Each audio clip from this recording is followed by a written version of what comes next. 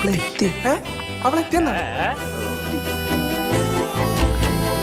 ഏട്ടാ, ഞാൻ ശരിക്കും പറഞ്ഞ അറുഷായിട്ട് എനിക്കൊരു റിലേഷൻഷിപ്പ് ഉണ്ട്.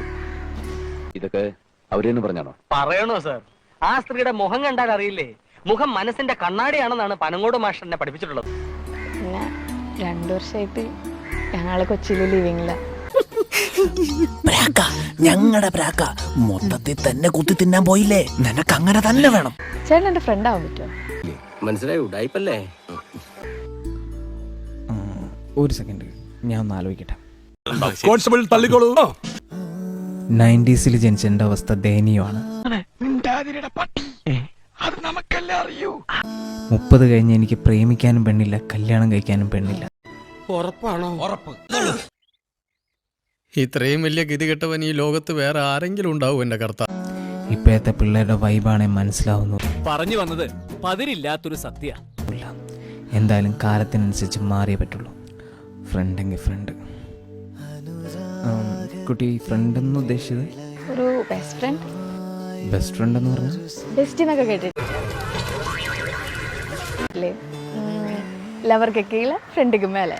ഈ അറിവ് എവിടെ നിന്ന് കിട്ടി? പത്രത്തിൽ നിന്ന് അടിച്ചു മാറ്റിയതാ. എന്താ മച്ചമ്പി ഇത്? എനിക്കൊക്കെ ഇനി ഇപ്പൊ ഇത്തിരി നാറിയാലും അത് ഞാൻ അങ്ങോട്ട് സഹിക്കും. ഇപ്പൊ ഉള്ളതിനേക്കാൾ കൂടുതൽ നാറരുതെന്ന് എനിക്ക്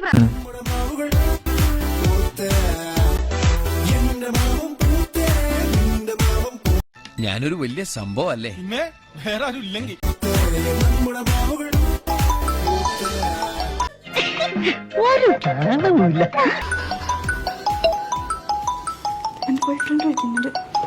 ഇവന്റെ സീറ്റാ വരച്ചത്, എന്റെ തലയെ വരച്ചിരുന്നെങ്കിൽ. ഹലോ, എടാ ഞാനൊരു അർജന്റ് മീറ്റിംഗിലാണ്. വെറുതെ അല്ല ഇങ്ങനെ വെളുത്ത് തുടുത്ത് നിൽക്കണേ, ഒടുക്കത്തെ ബുദ്ധിയല്ലേ എന്റെ ചേട്ടായി. സമ്മതിച്ച് വിളിക്കാം. പിന്നെ എൻ്റെ വാഷിംഗ് മെഷീനിൽ കുറച്ച് ഡ്രസ്സ് കിടപ്പുണ്ട്, അതൊന്ന് വാഷ് ചെയ്തിട്ടേക്കോ?